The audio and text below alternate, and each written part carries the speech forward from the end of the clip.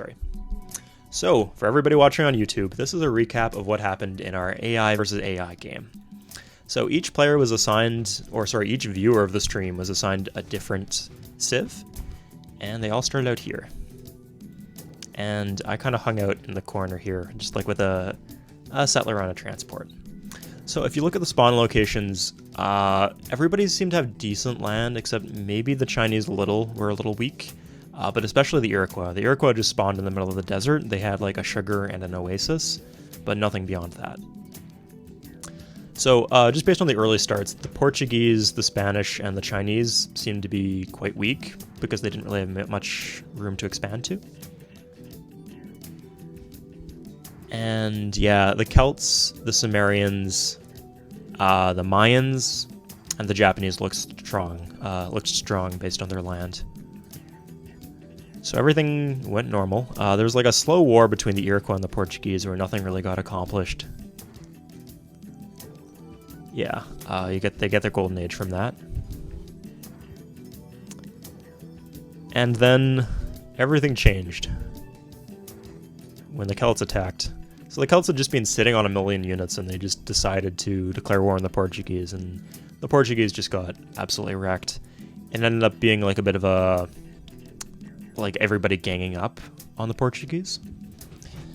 So that ended quite quickly.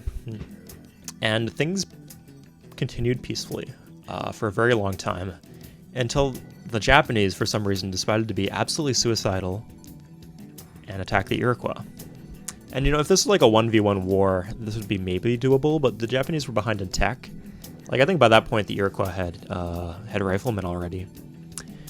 And since the Iroquois also had nationalism, they had access to the Mutual Protection Pact, which meant that everybody declared war very suddenly on the Japanese, and they got eliminated.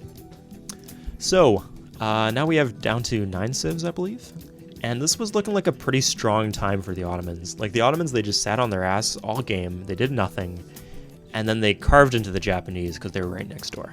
So we were really excited for the Ottomans, but then a very, very strange war broke out. So at first it was like China, Maya against like Russia and the Ottomans. But then the big boys got involved. So China ended up doing quite well for themselves. They took a lot of the cities from the Russians and from the Ottomans.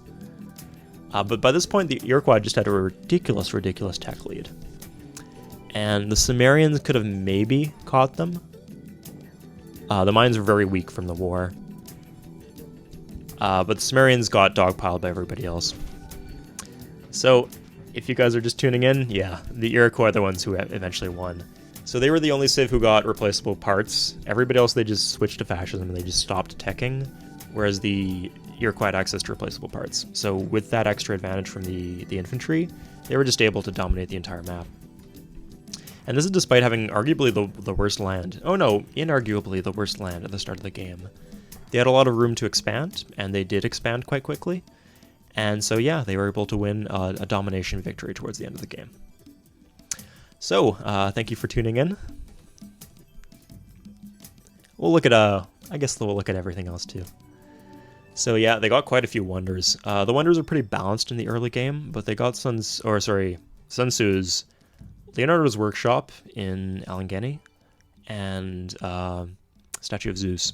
So those are some really good wonders for conquering the world. And yeah, they're doing quite well in culture too. So they would have won culture if they didn't win domination.